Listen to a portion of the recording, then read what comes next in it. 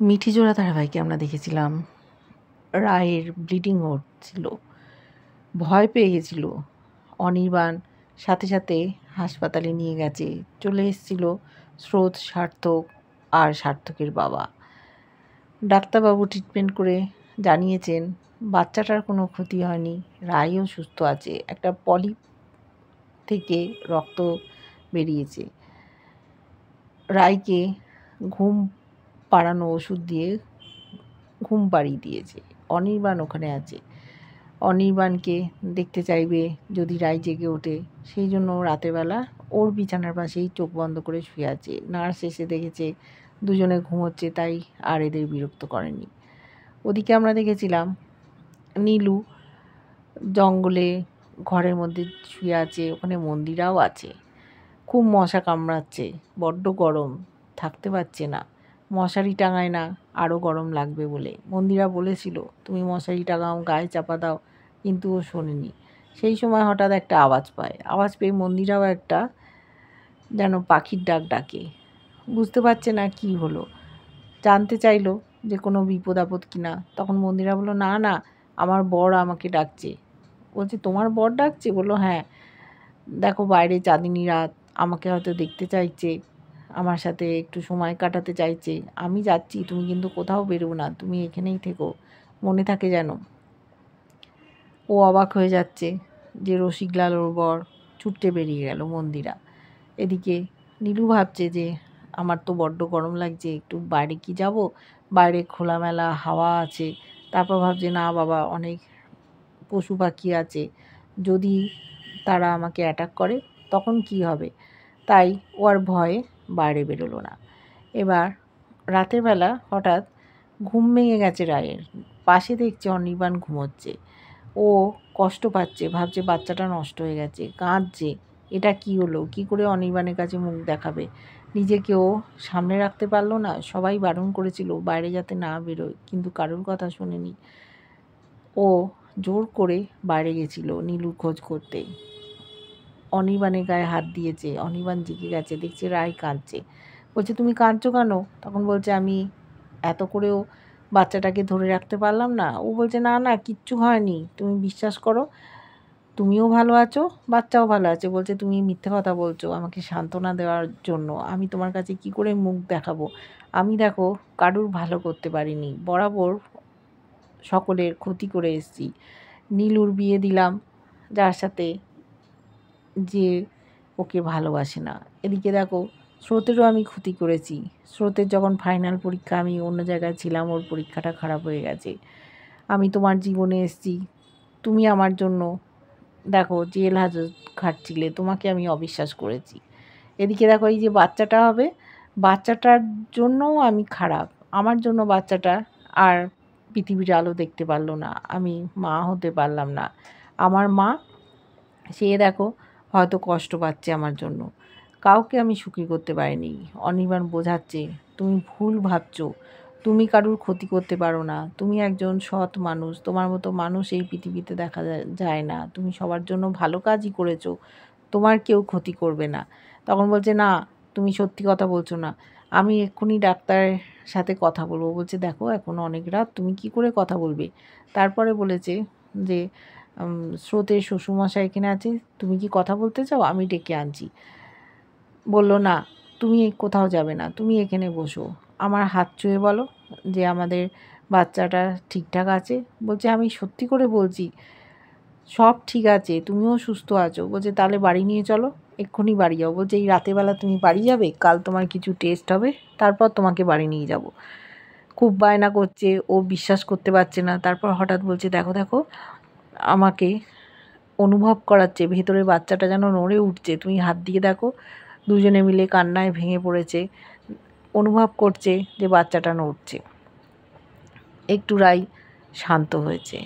সকাল হয়ে গেছে, এসছে বৌমণি, দাদাভাই। বৌমণি খুব বকাবকি করছে রায়কে, এবার ছুটি হয়ে যাবে, সব রিপোর্ট ঠিক আছে।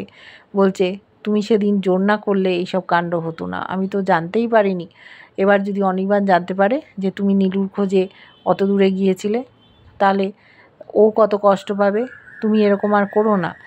বলছে বৌমণি তুমি আমায় বকছো কেন? বলছে বকছি কি না এটাই ঠিক কথা বলছি, তুমি কারুর কথা শোনো না, নিজের জেদ ধরে থাকো, সকলের দায়িত্ব নিজে নিয়ে নাও। আমাদের পরিবারে ধরো সবাই তো আছে, সবাই অ্যাডাল্ট, আমরা তো আমাদেরটা সামাল দিতে পারি, সব জিনিস তোমায় জানতে হবে, সব কিছু করতে হবে, এরকমটা তুমি ভাবো কেন? এইসব এবার বন্ধ করো, এবার নিজেকে নিজে একটু ভালোবাসতে শেখো, নিজের দিকে তাকাও, অনির্বাণের দিকে দেখো, তোমাদের যে বাচ্চা আসছে তাকে দেখো। ও বলছে বৌমণি তুমি কি দাদা ভাইয়ের সাথে ঝগড়া করেছো, আমার সাথে এরকম করে ব্যবহার করছো? বলছে না আমি ঠিক কথাই বলছি, দাদা ভাই এসছে। বলছে দেখ তোর বউ কি কথা বলছে আমার সাথে, বলছে আমার বউ হওয়ার আগে তোর বৌমণি হয়তো ঠিক কথাই বলছে। অনির্বাণ ওখানে এসছে, এদিকে ওর দাদা খুব চিন্তিত, বলছে তুই একটা কাজ কর, আমাদের সাথে আমাদের বাড়িতে থাক, তোকে দেখাশুনো করার লোকের দরকার, নমিতাদি তো রান্না করে, তোর সাথে তো সারাক্ষণ থাকে না, আর অনির্বাণ কি তোর দিকে চেয়ে বসে থাকবে? ওর কাজকর্ম নেই? এটা হতে পারে না। তোর মতো একটা মেয়েকে কড়া পাহারা দিয়ে রাখার প্রয়োজন। তুই আমাদের বাড়িতে থাকবি, মা আছে, বৌমনি আছে, তুই যত্নে থাকবি। ও বলছে আমি এখন কোথাও যাব না, আমি কিছু ভাবিনি। অনির্বাণকে জিজ্ঞেস করলো, অনির্বাণের কোনো অমত নেই, ও একা সামাল দিতে পারছে না রায়কে। বলল আমি এখন বাড়ি যাব। অনির্বাণ তুমি আমায় বাড়ি নিয়ে চলো। ওরা বাড়ির উদ্দেশ্যে রওনা দিল। ওদিকে সকাল হয়েছে, নীলু দেখছি একটা ভ্যানে করে আসছে, আর বাকি সদস্য গ্রামের ছোট ছোট ছেলেমেয়েরা সকলে মিলে ফুটবল খেলছে। খেলতে খেলতে বলটা গিয়ে লাগলো নীলুর মাথায়। সবাই হাঁ করে তাকিয়ে আছে। নীলু বলছে ও আমাকে বল মারা, আমি তোমাদের এই বলটা কিছুতেই দেবো না। এদিকে ওর ট্রেনিংয়ের প্রয়োজন, স্পাইগিরি করবে, তার জন্য ওকে ফুটবল খেলতে হবে। ও বলছে আমি ফুটবল খেলবো? তখন ক্রান্তিবাই বলেছে হ্যাঁ তোমার বডি ফিট কিনা দেখতে হবে তো, ফুটবল খেলবে, নানান রকম কসরত করতে হবে, তারপরে তোমাকে ফায়ারিং শেখানো হবে। এবারে ও বলছে ঠিক আছে খেলবো। একটু খেলতে গিয়েই ধপ করে পড়ে গেছে। বলছে ব্যাস তোমার হয়ে গেল, তোমাকে আর শিখতে হবে না। বলছে আমার পায়ে লেগেছে, আমার জল তেষ্টা পাচ্ছে, তোমাকে আর স্পাইগিরি শেখানো গেল না। স্পাই হতে হলে পুলিশের থেকেও এক কদম এগিয়ে থাকতে হবে। বলছে জানো স্পাই কীরকম? এই যে গয়নার দোকানে আমরা ডাকাতি করলাম, আমাদেরই একজন স্পাই খবর দিয়েছিল ওদের সিসি ক্যামেরা সমস্ত নষ্ট হয়ে গেছে, সেই জন্যই আমরা ডাকাতি করতে গেছিলাম। নীলু মনে মনে ভাবছে ও তার মানে কেউ জানতে পারেনি যে আমাকে এরা তুলে এনেছে, যাক ভালোই হয়েছে, দিদিভাইয়ের কত ক্ষতি করার চেষ্টা করেছিলাম, আবার আমায় বাড়ি ফিরে গেলে সেই দিদিভাইয়ের অনুগ্রহেই থাকতে হবে, এই বেশ ভালো আছি। বললো তোমাকেও এমন খবর সংগ্রহ করতে হবে, পুলিশ যাতে না খোঁজ পায়। দেখেছি অনেক কিছু বই খাতা পেন্সিল নিয়ে এসছে, গরিব বাচ্চাদের দিয়ে দিচ্ছে। ওরা জানতে পেরেছে নীলু উচ্চ মাধ্যমিক অবধি পড়াশুনো করেছে, ওই বাচ্চাগুলোকে পড়াবে, দায়িত্ব নেবে। তারপরে দেখলাম ও মনের জোরে উঠে দাঁড়িয়েছে, দাঁড়িয়ে সকলের সাথে ফুটবল খেলছে, খুশি হয়েছে ক্রান্তিবাই। ওদের একটা মিশন ছিল, নকল ওষুধ দিয়েছিল যে দোকান, সেখানে পাল্টাতে গেছিলো গ্রামেরই একটা ছেলে, কিন্তু ওদেরকে দেবে না। ওখানে হাজির হয়েছিল নীলু, রসিকলাল আর কান্তিভাই, রিভলভার দেখিয়েছে, শিগগির এই ওষুধগুলো ফেরত নিয়ে নতুন ওষুধ দিতে বলেছে, এক্সপায়ারি ডেট হয়ে গেছে। সাথে সাথে ও ফোন করতে যাচ্ছিল কাউকে, নীলুর নজর পড়েছে, তাড়াতাড়ি করে ফোনটা কেড়ে নিয়েছে। ওরা খুব খুশি হয়েছে, তারপর যা ওষুধ নেওয়ার নিয়েছে। প্রশংসা করেছে রসিকলাল যে এই মীনাক্ষীর উপস্থিত বুদ্ধিটা ভালো, না হলে আমরা আজ বিপদে পড়ে যেতাম। নীলুও খুশি হচ্ছে, কাজকর্ম করছে। ওদিকে বাড়ি ফিরে গেছে রায়, অনির্বাণ। রায়ের খুব মন খারাপ, কেন অনির্বাণ ওকে বাড়ি চলে যেতে বলছে, ওর কাছে রাখতে চাচ্ছে না। বলছে তুমি আমাকে বাড়ি থেকে তাড়িয়ে দিতে চাইছো, এটাই তোমার ইচ্ছে? কেন তুমি বললে বলো, আমি কোথাও যাব না। বলছে আমি তোমার ভালোর জন্যই বলেছি, তোমাকে কখনো আমি তাড়িয়ে দিতে পারি? কটা তো মাস তুমি ওখানে থাকো। বলছে না আমি কিছুতেই এই বাড়ি ছেড়ে যাব না, নমিতা দিয়ে আমার দেখাশুনো করবে, দরকার হলে আরেকটা রান্নার লোক রাখা হবে, আমি তোমার সাথেই থাকতে চাই, তুমি আমাকে ঝেড়ে ফেলে দিতে চাইছো? বলছে তুমি কেন ভুল বুঝছো, আমি তোমায় ঝেড়ে ফেলে দেবো? আমি সবসময় হয়তো বাড়িতে থাকবো না, আর ওখানে বৌমণি আছে, মা আছে, তোমার দেখাশুনো করতে পারবে, কেন তুমি উল্টোপাল্টা ভাবছো? ও কান্নায় ভেঙে পড়ছে, বলছে আমি কিছুতেই যাব না। আমি যে একটু একটু করে মা হয়ে উঠছি সেটা তোমাকে জানাতে চাই। তুমিও যে একটু একটু করে বাবা হচ্ছ সেটা তুমি অনুভব করবে না? আমি সেই অনুভবটা করাতে চাই। আমি কিছুতেই যেতে চাই না। তুমি একবারও কেন বললে না, বাধা দিলে না যে আমি কিছুতেই যাব না, আটকে রাখলে না? উল্টে তুমি বলছো আমাকে চলে যেতে। কেন আমাকে চলে যেতে বলছো? বাড়ি থেকে তাড়িয়ে দিচ্ছ? অনির্বাণ বলছে তুমি ভুল বুঝছো, আমি তোমাকে বাড়ি থেকে তাড়িয়ে দেবো? এত আমার সাহস? এটা তোমার বাড়ি, তুমি এখানে থাকবে, তোমায় কেন আমি তাড়িয়ে দেবো? এরকম ভেবো না।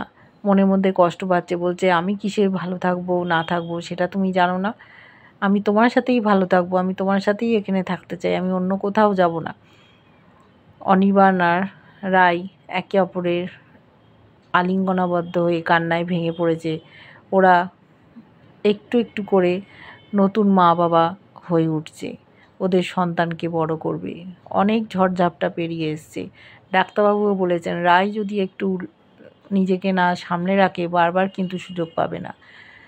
ওকে চুপচাপ থাকতে হবে, কাজকর্ম করার কোনো উপায় নেই, বিশ্রামে থাকতে হবে।